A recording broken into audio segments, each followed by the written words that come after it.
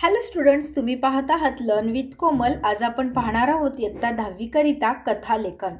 जसं मी मागील व्हिडिओत तुम्हाला सांगितलं, कथालेखन हा तुम्हाला 10वीच्या बोर्डाला 5 मार्कासाठी येणारा निबंध आहे. कथालेखन पहा तर मग. सत्यमेव जयते. जयंतच्या घरची परिस्थिती तशी चांगली नव्हतीच, ही एक कथा आहे. आणि तुम्हाला 10वी बोर्डाच्या परीक्षेला जेव्हा हा प्रश्न विचारला जातो तेव्हा तुम्हाला काही मुद्दे दिलेले असतात. ते मुद्दे तुम्ही काळजीपूर्वक वाचायचे आणि ते वाचल्यानंतर तुम्हाला थोडी कथेची एक आयडिया येऊन जाते आणि त्याप्रमाणे तुम्ही ती कथा मुद्द्यांच्या आधारे पूर्ण करायची.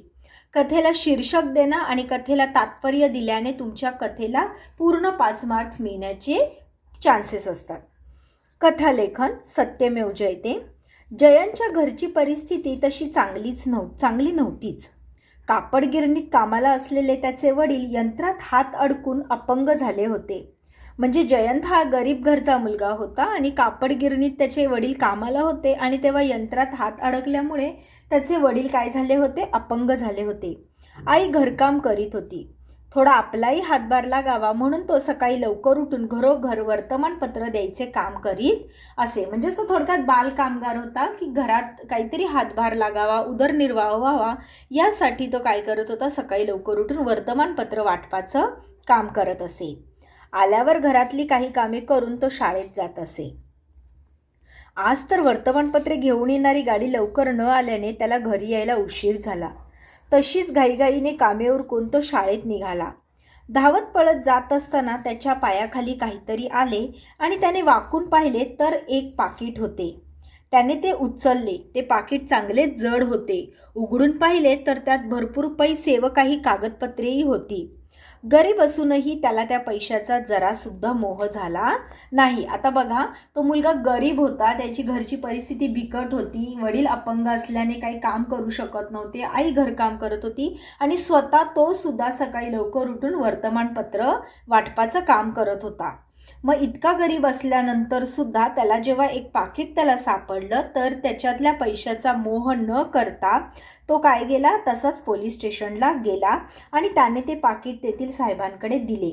हवालदारांनी ते पाकीट उघडले. त्यात भरपूर पैशांसोबत मालकाचे कार्ड देखील होते. पोलिसांनी त्या पत्त्यावर फोन करताच धन्नासेठ आले.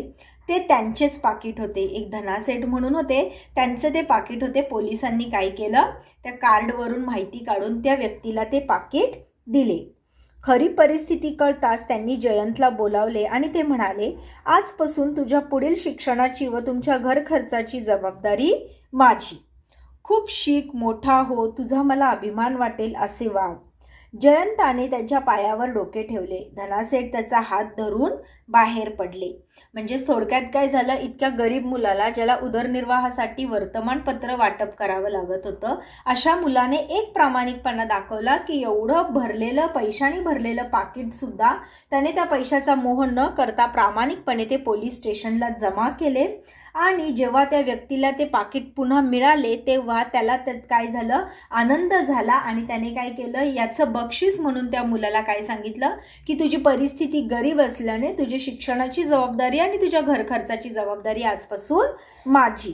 तर तू असं काहीतरी काम कर, चांगला वाग, ज्याचा मला अभिमान वाटेल. आणि त्याच प्रकारे धनासेठने काय केला, त्याचा सगळा खर्च उचलण्याची जबाबदारी घेतली. म्हणजे अशा प्रकारे त्या जयंतला त्याच्या प्रामाणिकपणाचं फळ मिळालं. म्हणजेच बघा, तात्पर्य काय ह्याच्यात, तर प्रामाणिकपणा हा सर्वात मोठा गुण आहे. प्रामाणिकपणा काय आहे, सर्वात मोठा गुण आहे, सर्वात चांगला गुण आहे. आणि त्या प्रामाणिकपणामुळे, त्याच्या या स्वभावामुळे त्याला काय झालेला आहे, खूप मोठा फायदा झालेला आहे. कळालं मुलांनो? आपण अजून एका कथालेखनकडे लवकरच भेटू. थँक्यू.